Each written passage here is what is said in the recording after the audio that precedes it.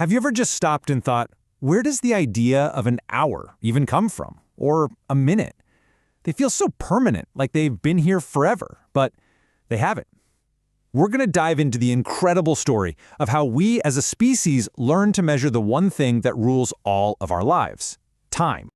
And this quote right here, it really nails it. Time. The constant flow of the universe was always there. But the idea of chopping it up, giving it names, and actually controlling it, well, that was one of the single greatest inventions in all of human history. You could argue it's the invention that made almost every other invention possible. You see, in the beginning, we basically lived with two kinds of time. There was nature's time, the rising sun, the phases of the moon, the slow turn of the seasons. That was the rhythm of life. But then we created something totally new, a precise, numerical, and completely artificial system. This is the story of that leap and how it changed absolutely everything. So, let's go back. I mean, way, way back. Imagine a world with no clocks, no calendars, where the only timepiece you had was hanging right there in the sky. For our earliest ancestors, keeping time wasn't some abstract hobby. It was a matter of life and death. You didn't check your watch, you watched the path of the sun. The moon's cycles told you about the tides, and the seasons, well, they told you when to hunt, when to plant, and when it was time to move. It was all about survival, plain and simple. But then, something amazing started to happen. As we began to build communities and cities, we ran into a new problem. We needed a shared sense of time to get anything done together. We had to get organized. And that's what sparked the next great revolution in timekeeping. Our story really kicks into gear in ancient Mesopotamia with the Sumerians. These folks were brilliant. They weren't just building the first cities, they were building the very architecture of time itself, creating a system to organize everything from religious rituals to farming. Okay, now take a look at this. Does it seem familiar? It should. 24 hours in a day, 60 minutes in an hour, 60 seconds in a minute. This is their base 60 system. And the absolutely wild part is that this system, dreamt up 5,000 years ago, is the exact same one that's ticking away on your phone right this second. It's just incredible. Meanwhile, over along the Nile River, another great civilization was tackling the same problem, but on a monumental scale. The Egyptians' entire world revolved around predicting the annual flood of the Nile. It was life or death, and to solve it, they looked up to the heavens. And this was the magic number they figured out, 365.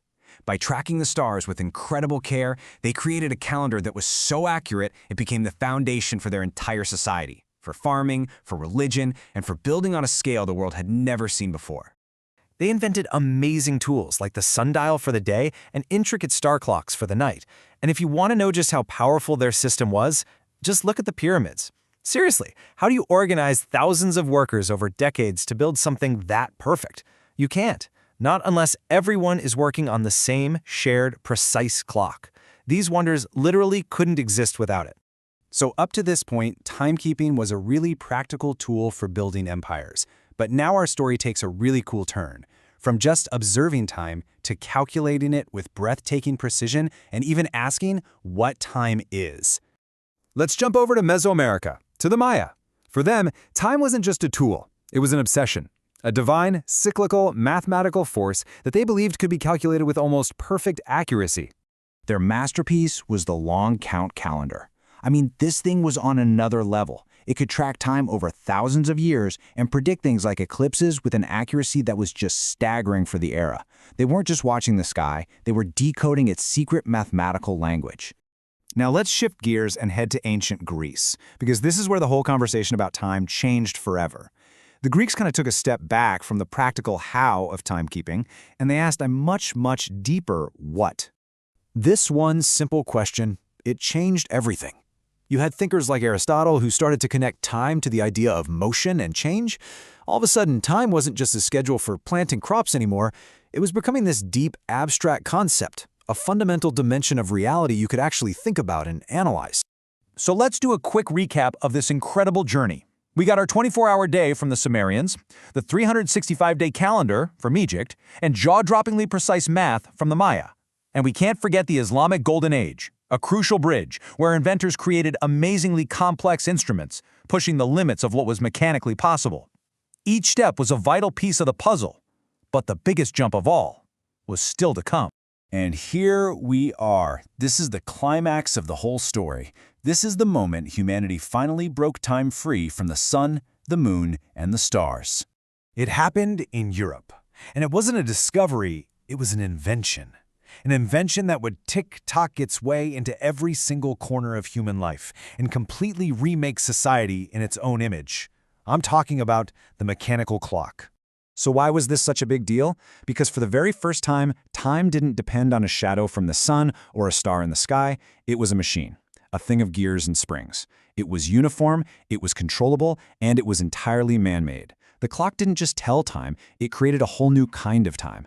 And it changed us from people who lived by the task to people who live by the hour. And with this new, precise, mechanical time, modern science just exploded. Galileo could finally accurately measure how things fall. That paved the way for Isaac Newton, who came up with the idea of absolute time, a single, universal clock ticking the same for everyone, everywhere. That was the bedrock of physics for centuries, until Einstein came along and shattered the whole idea, proving that time is actually relative. All of this, it all started with the ticking of a clock. The clock tower basically gave birth to the physics lab. So this brings us to the big idea. The simple act of measuring time didn't just organize our day-to-day lives. It built the very foundations of the modern world.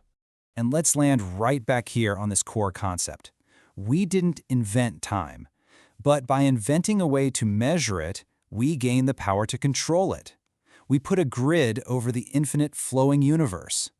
I mean, really think about it. Without measured time, you can't have an organized civilization. You can't have coordinated science. You can't even have recorded history. And you certainly can't have technology. From the steam engine to the microchip in your pocket, it all depends on precise, synchronized timing. You know, we went from watching shadows on a rock to building atomic clocks that are accurate to within a single second over billions of years. Our journey with time has been absolutely incredible. And it just makes you wonder, now that we've mastered measuring it, what new worlds, what new ideas, what new realities are we going to build with it tomorrow?